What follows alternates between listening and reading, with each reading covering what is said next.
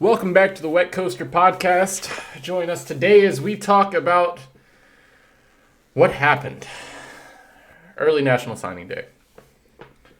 As an OU fan, this was disappointing. As an A&M fan, I'm really not sure how you view this, especially without Hicks, making a decision today. But there were some surprises. There was a Deion Sanders or Coach Prime appearance. And a little bit of a disruptance with Miami, but let's talk about it. So let's look at I guess you have the top 50 recruits, right?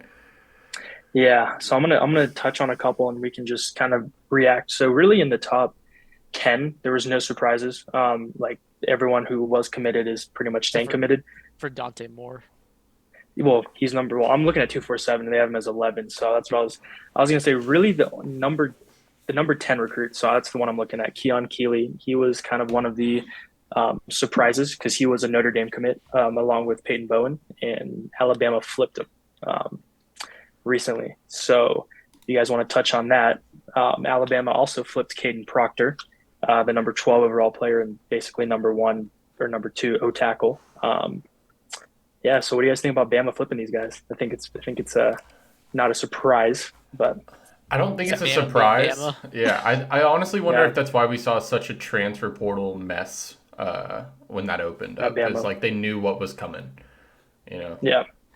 Well, there's a funny video of Caden like that surfaced, and it was like he's like, oh yeah, there's a couple schools that offered me 500K a year, a million a year, and they're like, you turned all that down to stay with Iowa, and he's like, yeah, I did. No, apparently he did not. So Apparently he did not. apparently he did not. So Bama brought in the bag. But let's talk about Notre Dame though. Let's get into that. Like losing Keon Keeley essentially looks like losing Peyton Bowen. Um, They lost I Peyton mean that's Bowen. I think they I lost like think three or four yeah, recruits today. I mean, yeah. I I mean think that's coming out of this, they got to be the loser of the day. I mean, oh yeah, absolutely. 100%. I mean, Unless Peyton Bowen flips back to Notre Dame after everything. I just don't see that happening. But I mean, Yeah, potentially. Oh man, that Who that knows? really. yeah. Surprising, Yeah, I mean Peyton surprising. Bowen. Honestly, I didn't really Yeah, let's see talk him to about him. be. I didn't see him to be a bag chaser. It didn't come off that way. It didn't come off that way the entire recruitment. Hmm.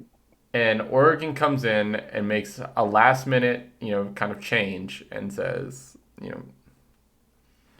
it's kind of the same thing Texas Yeah, did with Cecilia Akana, but I it's mean, let's talk amazing how about much of an NIL impact we're seeing. Like, I think. yeah.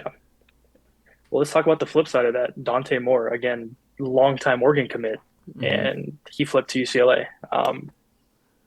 Yeah, I mean that's clearly a bag flip chase as well. Like Yeah. you can't convince me otherwise. You can't convince me it's because Bo Nix is staying. I mean, no true freshman usually starts anyway, so he'd be the starter next year, like the I year don't know. That after trend's next. kind of going away recently. There's a lot more I true know, freshmen but starting like now. the point is he could redshirt and start as a freshman, a redshirt freshman the following year. You know what I mean? Like Hmm. that's clearly a bag chase, is my point. So yeah, I don't know. That's just my opinion. But yeah, I mean, looking down the list, I mean Anthony Hill. I mean, as an Aggie fan, that sucks, but I think that was. I That think was, yeah, you're going to see that. I, yeah. I mean that was pretty much expected. I mean the only other big names. I mean Ruben Owens we've touched on doing his flip. Um, Mateo Ugalele. Do you think that has any impact on DJ going to Oregon, or is it pretty much like nah? I don't see why he would go to Oregon, honestly. If Bo Nix is starting Yeah, if next year, Bo he's Nix gonna is go starting, somewhere I he can don't think. play. Yeah, definitely. And Hawaii sounds like what's the bigger That's rumor the right current now. rumor. Yeah. I Yeah, don't. I don't know, man. That's a weird one. no, I agree. And I mean, yeah, it looks like Notre Dame. So Notre Dame's only commit in the top 50 is number 49. Uh, and they had basically two top 10 commits going into the day. I don't think we see any other flips though. I mean, that I haven't mentioned or that are coming. I Um, think David Hicks could be a potential flip. nah, man, I nah. think David He's Hicks definitely mhm. has obviously shown that he's persuaded by money. I think, Oh um, yeah, clearly. But and I think I'm sure I A&M's don't know. offering a pretty. I don't know how much Oregon's gonna offer, man. I mean, like They're doing this Well, last minute stuff, man, and they're gonna come in and they're gonna have the last word, and then he's gonna commit. But yeah, I mean, Damian Sanford already enrolled in at A&M, so that poses as an obvious like good thing for y'all, in a sense of I doubt he's going to leave him, especially if he already signed his letter. So yeah. I mean, No, tomorrow USC. morning. Yeah, I mean, it looks like Miami. Miami threw the bag. USC looks like they're going to get the number 17 recruit, the number 1 tight end, the only 5-star tight end. Yeah, and then going through it, it's really just Bama. Bama's just hitting. God, dude, Bama has a lot of 5-stars. Wow. I think another winner coming out of today is going to be Texas. Yeah. Like, as much as I hate to say that as an OU fan, it's like they pulled it off. I mean, They had a great class. yeah, what they can do with it is going to be another question because they've haven't that's been able to the story develop. with Texas. Yeah, they like can't the last 10 develop years, their they recruiting always classes. get top 10 classes. It's just what are they going to do with it? Yeah, Yeah. and I agree. and I don't know how they're going to approach it differently. I guess people are looking at their defense and saying, "Oh, well, the defense is doing better this year, so they're showing a upward progression." Well, I don't know. We'll see how that goes and see where that lands. They definitely have the talent there, but I think if they don't do something good this year, 100% Steve Sarkisian is on the hot seat. I will want to touch on potentially one more loser. I'm going to throw out 2, actually. I think Ohio State definitely did not have as many top guys as they usually do. And I'm just saying usually, especially with CJ Stroud leaving. I mean, they could have easily used one of the top quarterbacks and probably persuaded one of them with money, but they didn't. So I think they're going to be kind of in a situation next year. They lost their 2024 quarterback, too. Yeah, they did. And then another one is Tennessee. Other than Nick, I don't know how to say his name, but that quarterback, they don't really have a ton of top, 5-star. I think this is only 5-star. And I think that's interesting because you saw Tennessee.